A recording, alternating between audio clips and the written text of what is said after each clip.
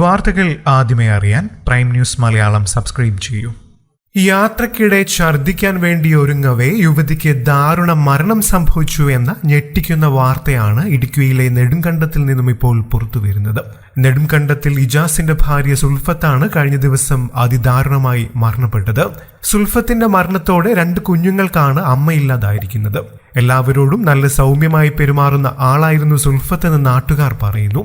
കൂടാതെ പല ജോലികളും ചെയ്ത് ജീവിതം മുന്നോട്ടു പോകുന്നതിനിടയിലാണ് സുൽഫത്തിനെ മരണം തേടിയെത്തുന്നത്.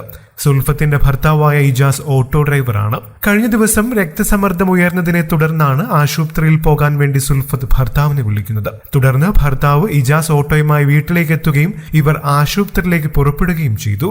ഇവരുടെ കൂടെ ഇജാസിന്റെ ഉമ്മയും ഉണ്ടായിരുന്നു. ആശുപത്രിയിലേക്കുള്ള യാത്രാമധ്യേ ഓട്ടോ കിഴക്കേക്കവലയിലെത്തിയപ്പോൾ സുൽഫത്തിന് ഛർദി അനുഭവപ്പെടുകയായിരുന്നു. തുടർന്ന് ഛർദിക്കാനായി വാഹനത്തിന് പുറത്തേക്ക് തലയിട്ടതോടുകൂടി ഓട്ടോയിൽ നിന്നും പുറത്തേക്ക് തെറിച്ചു വീണാണ് അപകടം സംഭവിക്കുന്നത്. ഈ സമയത്ത് സുൽഫത്തിന് തലകറക്കം അനുഭവപ്പെട്ടിരുന്നു എന്ന് പറയുന്നുണ്ട്. വീഴ്ചയിൽ തലയ്ക്ക് ഗുരുതരമായി പരിക്കേറ്റ സുൽഫത്തിനെ ഉടൻ തന്നെ നെടുങ്കണ്ടത്തെ താലൂക്ക് ആശുപത്രിയിലും പിന്നീട് കട്ടപ്പനയിലെ സ്വകാര്യ ആശുപത്രിയിലും പ്രവേശിപ്പിച്ചുവെങ്കിലും കഴിഞ്ഞ ദിവസം മരണത്തിന് കീഴടങ്ങുകയായിരുന്നു.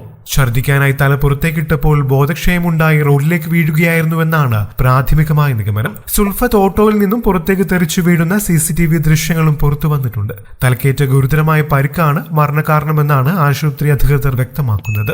ആശുപത്രി നടപടികൾക്ക് ശേഷം മൃതദേഹം ബന്ധുക്കൾക്ക് വിട്ടു നൽകി ഖബറടക്കം നടത്തി. അൽഫാബിദ്, അൽഷിഫ എന്നിവർ മക്കളാണ്.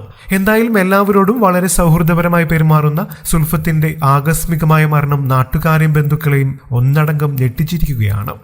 കൂടുതൽ വാർത്തകൾക്കും വിശേഷങ്ങൾക്കുമായി ഈ ചാനൽ സബ്സ്ക്രൈബ് ചെയ്യാനും മറക്കല്ലേ. നന്ദി.